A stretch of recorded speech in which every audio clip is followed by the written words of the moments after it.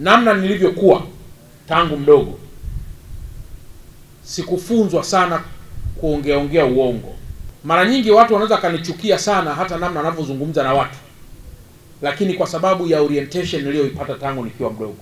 Kwa hiyo Mufti, tunapokuwa kwa pamoja katika sadaka hizi, tunataka kina mama hawa washiriki katika kuomba, washiriki katika dua, lakini washiriki katika kuhakikisha taifa letu linaendelea kuwa na amani, na hasa nyakati hizi za kuelekea katika chaguzi.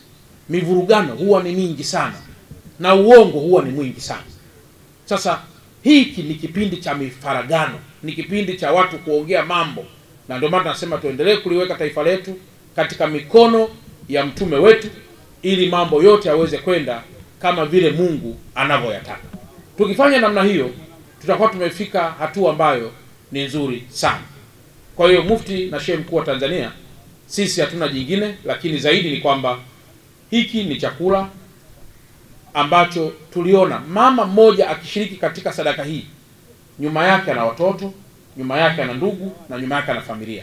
Kwa watashiriki wengi katika hii sadaka ndogo.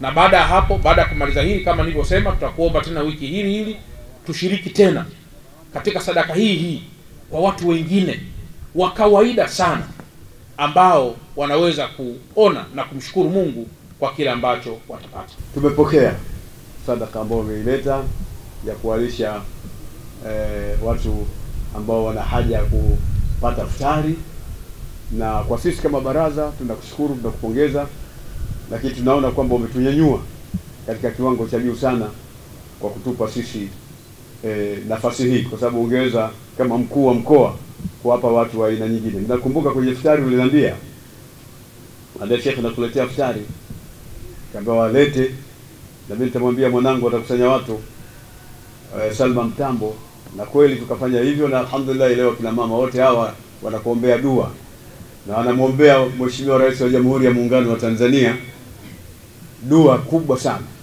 Niko hapa kwa ajili ya kumshukuru mkuu wetu wa mkoa wa Dar es Salaam Bwana Albert Chalamila kwa hiki kitendo alichokifanya cha kuwagaia watu wetu futari. Sisi tunaona kwamba ni sapoti kubwa aliyoifanya katika jambo hili kuwasaidia watu wetu ambao hawana uwezo. Lakini pia napenda kumpongeza mufti wetu wa Tanzania kwa kuliunga mkono jambo hili na kuliwezesha kufanyika hasa kwa mkoa wa Dar es Salaam.